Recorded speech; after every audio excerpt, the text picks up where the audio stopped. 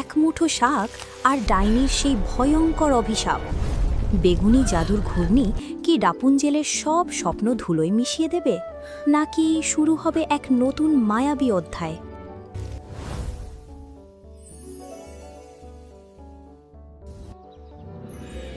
Rapunzel.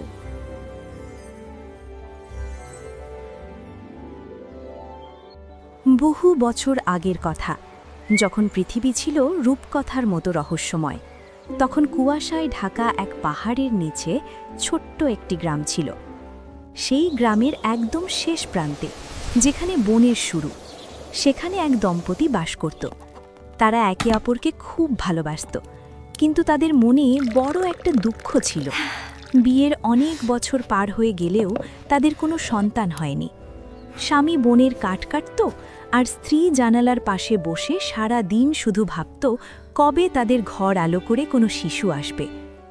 অবশেষে দীর্ঘ অপেক্ষার পর তাদের প্রার্থনা পূরণ হল। স্ত্রী বুঝতে পারল তাদের কোল জুড়ে খুব শিগগিরই এক ছোট্ট অতিথি আসবে।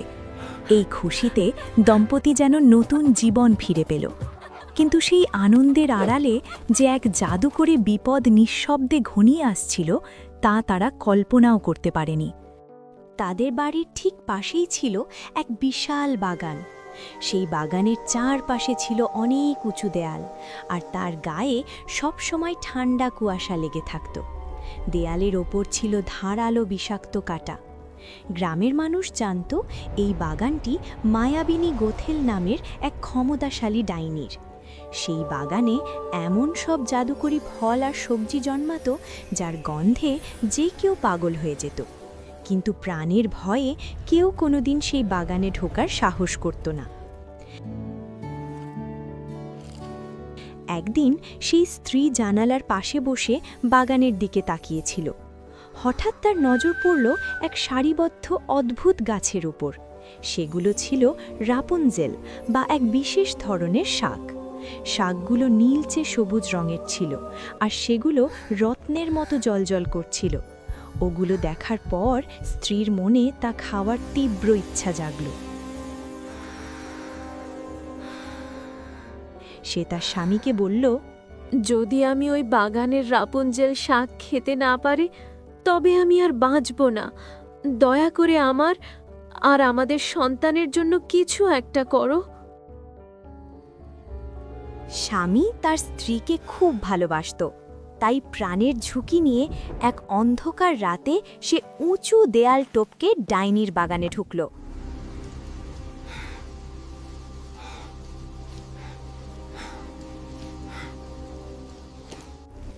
ভয়ে তার বুক কাঁপছিল।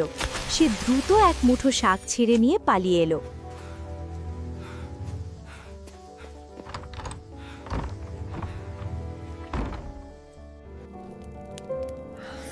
স্ত্রী তার রান্না করে খাওয়ার পর খুব তৃপ্তি পেল।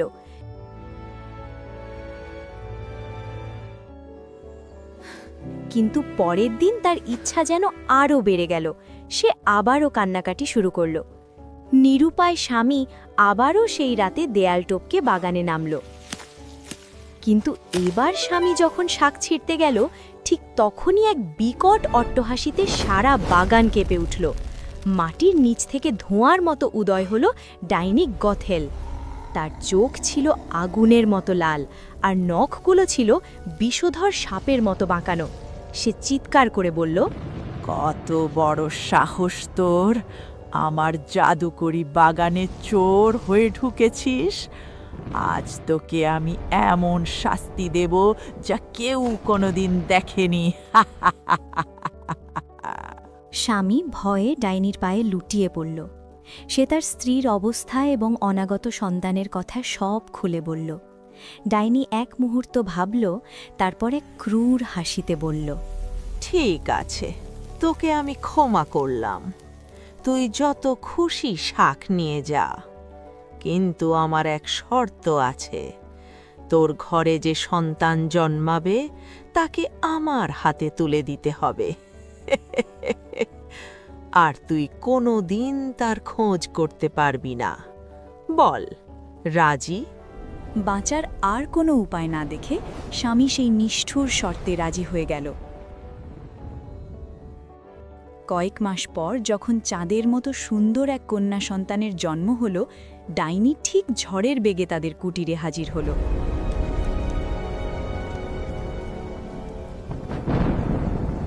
দম্পতির বুক ফাটা কান্না আর চিৎকার উপেক্ষা করে সে শিশুটিকে ছিনিয়ে নিয়ে অন্ধকারে মিলিয়ে গেল।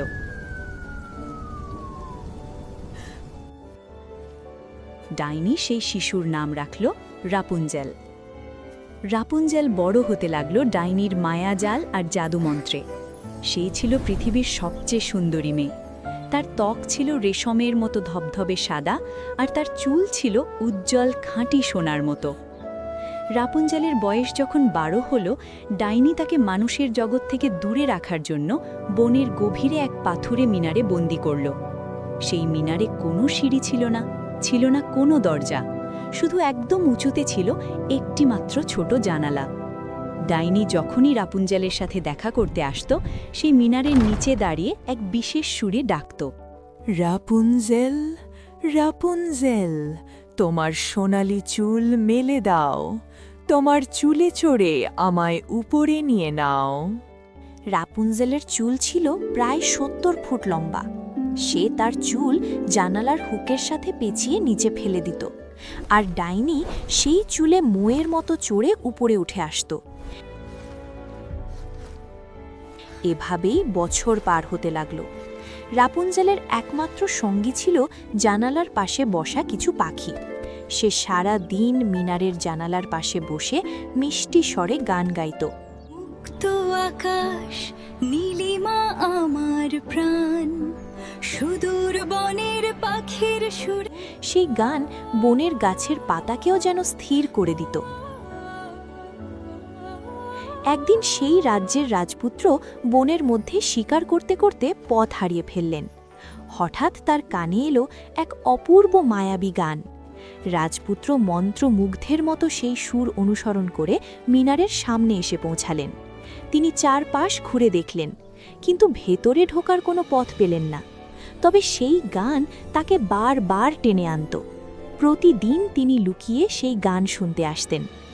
একদিন আড়াল থেকে রাজপুত্র দেখলেন এক বৃদ্ধা ডাইনি মিনারের নিচে এসে ডাক দিচ্ছে, আর আকাশ থেকে এক সোনার ঝর্ণার মতো চুল নিচে নেমে এলো। রাজপুত্র পুরো বিষয়টি বুঝে ফেললেন। পরদিন সন্ধ্যায় ডাইনি চলে যাওয়ার পর রাজপুত্র মিনারের নিচে দাঁড়িয়ে ডাইনির কণ্ঠ নকল করে ডাকলেন, রাপুনজেল, রাপুনজেল, তোমার সোনালি চুল মেলে দাও। মুহূর্তের মধ্যে চুল নিচে নেমে এলো। রাজপুত্র যখন উপরে উঠলেন, রাপুনজেল ভয়ে থরথর করে কাঁপতে লাগল, কারণ সে ডাইনি ছাড়া আর কোনো মানুষকে কোনোদিন দেখেনি। কিন্তু রাজপুত্রের নম্র ব্যবহার আর ভালোবাসার কথা রাপুনজেলকে আশ্বস্ত করল। রাজপুত্র বললেন, তোমার গান আমার হৃদয় জয় করেছে। আমি তোমাকে এই বন্দি দশা থেকে মুক্ত করতে চাই। তারা প্রতিদিন গোপনে দেখা করতে শুরু করল। রাজপুত্র রাপুনজেলকে বাইরের জগতের রঙিন সব গল্প শোনাতেন। রাপুনজেল বুঝতে পারল এই রাজপুত্রের সাথেই সে সুখী হবে। তারা পরিকল্পনা করল যে রাজপুত্র প্রতিদিন রেশমের সুতো নিয়ে আসবেন, আর রাপুনজেল তা দিয়ে একটি মই বুনবে। যেদিন মই সম্পূর্ণ হবে সেদিন তারা পালিয়ে যাবে। কিন্তু রাপুনজেল ছিল খুব সরল। একদিন ভুল করে সে ডাইনিকে বলে ফেলল, মা, আপনি উপরে উঠতে এত সময় নেন কেন? রাজপুত্র তো নিমেষেই চলে আসেন। ডাইনি রাগে ফেটে পড়ল। সে চিৎকার করে বলল, আমি ভেবেছিলাম তোকে আমি দুনিয়া থেকে আড়াল করে রেখেছি, আর তুই আমাকেই ধোঁকা দিলি। ডাইনি রাগের মাথায় রাপুনজেলের সেই পবিত্র সোনালি চুলগুলো মুঠো করে ধরল এবং কাঁচি দিয়ে কচকচ করে কেটে ফেলল। এরপর সে তার জাদু বলে রাপুনজেলকে এক জনমানবহীন মরুভূমিতে পাঠিয়ে দিল।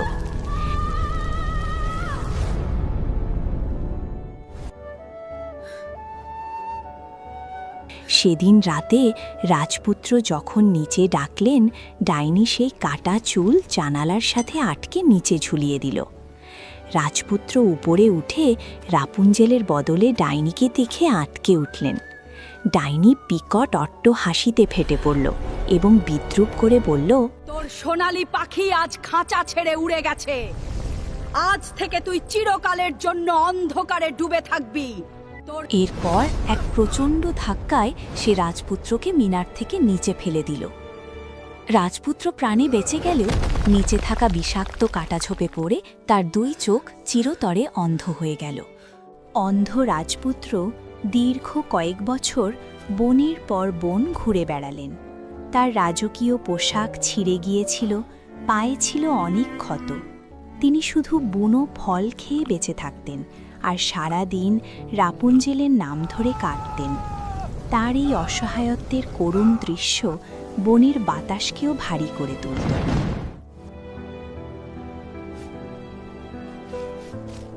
দীর্ঘ প্রতীক্ষার পর একদিন রাজপুত্র হাঁটতে হাঁটতে মরুভূমির প্রান্তে এসে পৌঁছালেন। হঠাৎ বাতাসে এক পরিচিত সুর ভেসে এলো। মুক্ত আকাশ, নীলিমা আমার প্রাণ, সুদূর বনের পাখির সুরে। সেই কণ্ঠস্বর যা তিনি কোনো দিন ভুলবেন না। অন্ধ রাজপুত্র হাতড়ে হাতড়ে শব্দের উৎস লক্ষ্য করে সামনের দিকে এগোতে লাগলেন। সেখানে রাপুনজেল এক ছোট কুটিরে অত্যন্ত একাকী ও কষ্টে দিন কাটাচ্ছিল। সে দেখতে পেল এক জীর্ণ পথিক তার কুটিরের দিকে আসছে। কাছে আসতেই সে তার প্রাণের রাজপুত্রকে চিনতে পারল। রাপুনজেল দৌড়ে গিয়ে তাকে জড়িয়ে ধরল। রাজপুত্রের এই করুণ দশা দেখে রাপুনজেলের চোখের জল বাঁধ মানল না। সেই ভালোবাসার পবিত্র অশ্রুর কয়েক ফোঁটা যখন রাজপুত্রের অন্ধ চোখের ওপর পড়ল, তখন এক অলৌকিক কাণ্ড ঘটল। মুহূর্তের মধ্যে রাজপুত্র অনুভব করলেন তার চোখের অন্ধকার কেটে যাচ্ছে। তিনি ফিরে পেলেন তার দৃষ্টিশক্তি। সামনে দেখতে পেলেন তার প্রিয়তমা রাপুনজেলকে।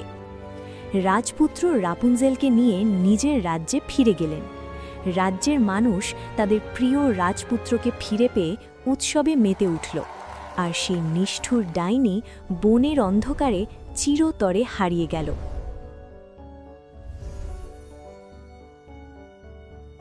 রাপুনজেল আর রাজপুত্র সারা জীবন সুখে শান্তিতে বসবাস করতে লাগল।